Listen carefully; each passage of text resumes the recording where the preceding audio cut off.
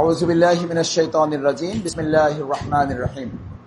ওয়াল আসর ইন্নাল ইনসানা লাফি খুসর ইল্লাল্লাযীনা আমানু ওয়া আমিলুস সালিহাতি ওয়া তাওয়াসাউ বিল হাক্কি ওয়া তাওয়াসাউ বিস সাবর। সাদাকাল্লাহুল আযীম।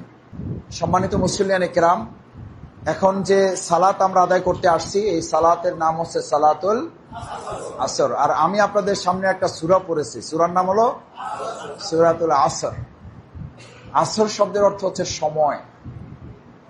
আল্লাহ তাআলা এই সূরাটি মহাগ্রন্থ আল কোরআনে সবচেয়ে সংক্ষিপ্ত সূরা হিসেবে ধরা হয়, কিন্তু বলা হয় এই সূরাটি খুবই সংক্ষিপ্ত, কিন্তু এই সূরাটির ব্যাপকতা অনেক বেশি। বেশি যে সমস্ত কারণে, তার দু একটি কারণ 5 মিনিটের মধ্যে বলে আমি শেষ করব ইনশাআল্লাহ। আল্লাহ আমাদের তৌফিক দান করুন। আসর শব্দটি যখন সময়ের কসম আল্লাহ তাআলা করেন, এর অর্থ হচ্ছে এই, আপনার পুরো জীবনের সমষ্টিটার নাম হচ্ছে সময়। পুরো জীবনের সমষ্টিটার নাম কি? তার মানে জীবন মানে কি?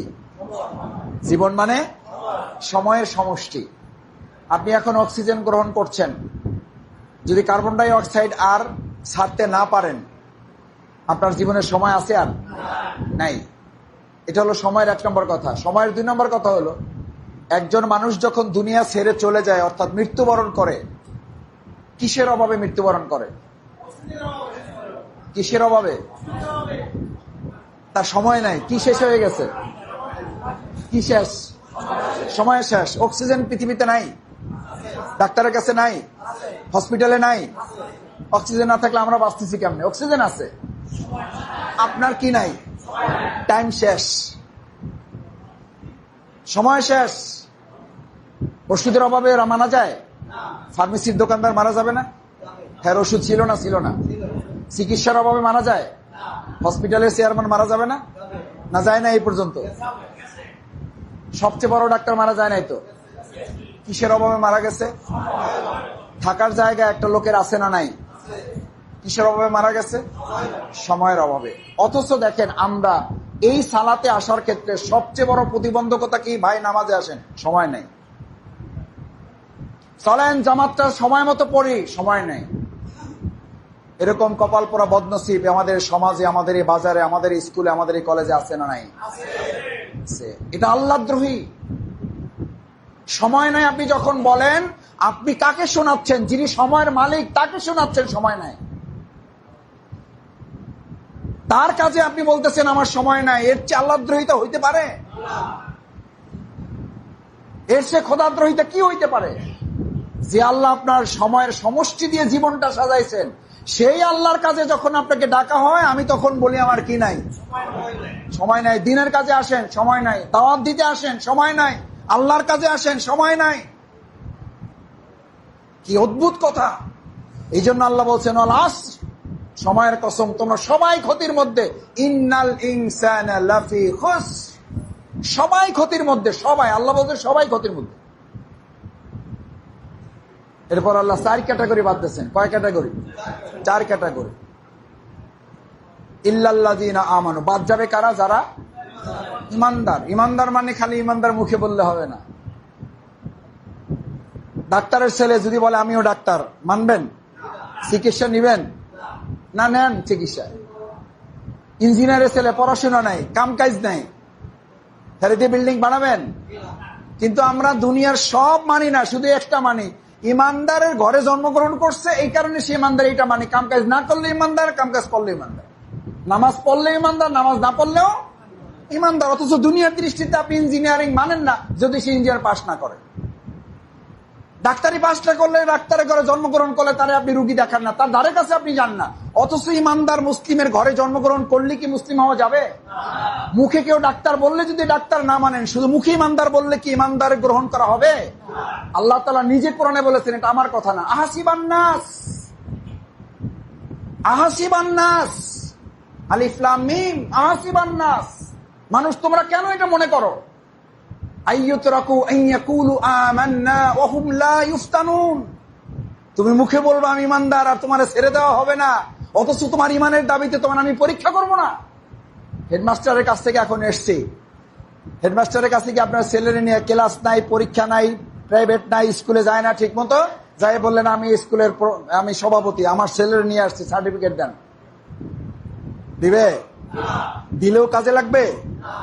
আল্লাহ বলেন তোমার যদি ইমানদার হয় তাহলে অবশ্যই তোমার ইমানের দাবিতে তোমাকে পরীক্ষা নেওয়া হবে। পরীক্ষায় পাশ করলে তারপরে ছাত্র তো থাকলে পরীক্ষা থাকবে, আর পরীক্ষা দিয়ে ছাত্র তো প্রমাণ করতে হবে। তাহলে আপনি ইমানদার, পরীক্ষা করি আপনার ইমানের প্রমাণ নিতে চান কে?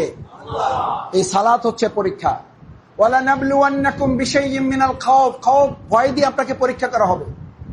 আমাদের সমাজে ভয় আছে না নাই? কয় যে ভাই ভালো হয়ে যান, কয় ভালো তো হইতে চাই, কিছু ঝামেলা আছে।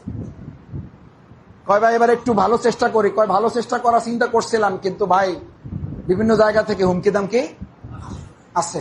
তো হুমকি দামকি তো থাকবে না? এই পরীক্ষার প্রশ্ন ফাঁস করছে কে? প্রশ্ন ফাঁস করে দিছে, বুঝেন তো? প্রশ্ন ফাঁস করে দিছে যাতে আমরা কি করতে পারি। এরপরে কোন ছাত্র ফেল করলে এর কপাল আছে না নাই? বুঝেন না? এর কপাল আছে না নাই? ও তো কপাল পুড়ছে। কোন স্কুলে আপনি শুনছেন প্রশ্নপত্র কি হয়ে গেছে, এরপরে ছাত্রছাত্রী ফেল করছে, আপনি কি করেন না? বকাঝকা করেন না? যে করছো কি, প্রশ্নপত্র আগে পাইয়ে গেছে, এরপরে পাস করতে পারলি না।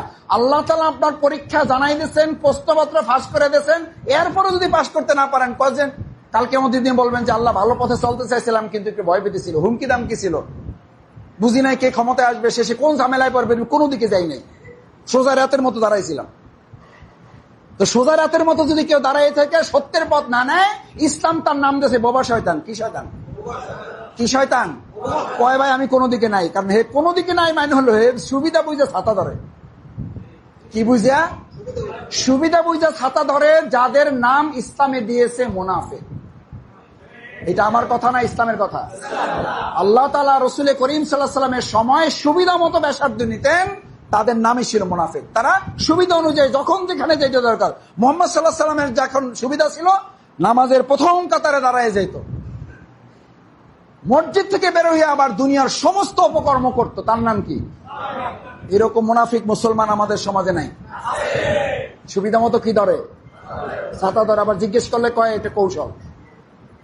এটা কি কয়? সমাজে চলতে হলে একটু বুদ্ধি শুদ্ধি লাগে। এটা বুদ্ধি না কুবুদ্ধি? এটা কুবুদ্ধি। আল্লাহ এর জন্য হিসাব নেবেন। আমি লম্বা করতে চাই না। দ্বিতীয় বলছেন ইল্লাল্লাযীনা আমানু ওয়া আমিলুস সালিহাত, আমলে সলে করবেন তারা, যারা এই ক্ষতি থেকে বাঁচতে চান তারা আমলে সলে করবেন। আমলে সলে মানে ভালো কাজ করা না, আমলে সলে নাম হলো ভালো কাজ করা এবং অন্যায় কাজ প্রতিরোধ করা।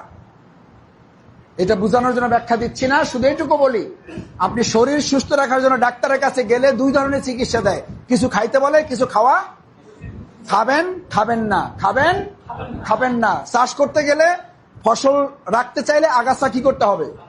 সাফ করতে হবে। আপনি পুণ্য অর্জন করতে চাইলে পাপ মুক্ত সমাজ এবং ব্যক্তি গঠন করতে হবে। এই জন্য আল্লাহ তাআলা দুটো নির্দেশ একসাথে দিয়েছেন, আনিয়াবুদুল্লাহ, খালি ইবাদত করলে হবে না, ওয়াস্তানিবুত তাগুত, আল্লাহদ্রোহিতাকে অস্বীকার করতে হবে। তাহলে শুধু ইবাদত করলে হবে না, আল্লাহদ্রোহিতা অস্বীকার করতে হবে। রাসূল সাল্লাল্লাহু আলাইহি ওয়াসাল্লাম শুধু ইবাদত করেছেন না যুদ্ধ করেছেন? যুদ্ধ করছে কি জন্য? এই অন্যায় মোকাবেলা করার জন্য, প্রতিরোধ করার জন্য। তা আপনার জীবনে ৫ ওয়াক্ত সালাত আসলো, রাসূল সাল্লাল্লাহু আলাইহি ওয়াসাল্লামের ২৭টা যুদ্ধের একটা যুদ্ধ আপনার জীবনে আসলো না। ১০০-র উপরে তিনি অভিযান প্রেরণ করেছেন, কোন অভিযান আমার জীবনে আসলো না। তার মানে বোঝা গেল রাসূল সাল্লাল্লাহু আলাইহি ওয়াসাল্লামের পূর্ণাঙ্গ জীবন আমার জীবন অনুসরণ করা এখনো সম্ভব। পারবো ইনশাআল্লাহ? আমরা সৎ পথে চলা এবং অন্যায় কাজ প্রতিরোধ করা সাহস করতে পারবো ইনশাআল্লাহ? আমরা ইনশাআল্লাহ। অতাওয়াসাউ বিল হক, এইটা করতে যাওয়া মানে হইল সত্যের পথে অবিচল হয়ে মজবুত ভাবে দাঁড়ানো। হক সব মানে এমন ভাবে দাঁড়াবেন যেন অন্যরা আপনি দেখলে সাহস পায়। আলহামদুলিল্লাহ আমাদের ইমাম সাহেব দাঁড়ায় গেছে, এবার আমাদের আর কোনো ভয় নেই। আমাদের দোকানদার ব্যবসায়ী সভাপতি দাঁড়ায় গেছে, এবার আমরা তার সাথে আছি। এরকম দাঁড়ায় যাবেন যাতে আপনাকে দেখলে অন্যরা কি হয়?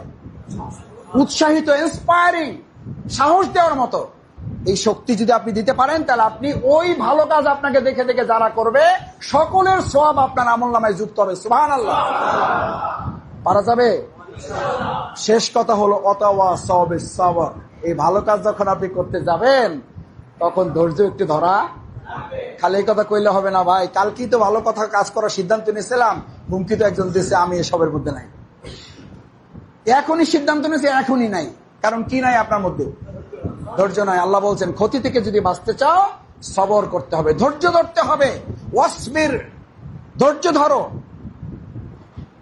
এমন ধৈর্য ধরো যে ধৈর্য ধরলে আল্লাহ সুবহানাহু ওয়া তাআলা বলছেন যে ধৈর্য যদি ধরতে পারো তাহলে লা তাহজান ইন্নাল্লাহা মা'ানা, আল্লাহ তোমাদের সাথে থাকবেন। আল্লাহ সুবহানাহু ওয়া তাআলা সূরা আসরের শিক্ষার আলোকে 4টা সিদ্ধান্ত নেওয়ার তৌফিক দান করুন। কয়টা? নাম্বার 1, আমরা ইমানের উপর মজবুত থাকবো। নাম্বার 2, আমরা আমলে সলে করব, এইভাবে ভালো কাজ করব, অন্যায় কাজ বিরত থাকবো। নাম্বার 3, হকের উপরে, সত্যের উপর আমরা কি থাকবো? মজবুত ভাবে প্রতিষ্ঠিত থাকবো, কেউ আমাদেরকে নড়াইতে পারবে না ইনশাআল্লাহ। শেষ কথা হচ্ছে এই কাজ করতে গেলে বিপদ আপদ, ভাই ধৈর্যের কথা কখন আসে? মিষ্টি খাইতে ধৈর্য লাগে? টিভি দেখতে ধৈর্য লাগে? ধৈর্য লাগে কোন ক্ষেত্রে? তার মানে হকের পরেই ধৈর্যের কথা বলা হয়েছে এই জন্য যে হকের পথে থাকতে হলে ধৈর্য একটু ধরা লাগবে। আমরা ধৈর্য ধারণ করতে পারবো ইনশাআল্লাহ? দেখে ইনশাআল্লাহ। আল্লাহ আপনি হাতগুলা কবুল করেন। আল্লাহ আপনার আরশে আজিমের ক্যামেরা এগুলো দেখে কাল কিয়ামতের দিন আমাদের নাজাতের ব্যবস্থা করে দিন। আল্লাহুম্মা আমিন।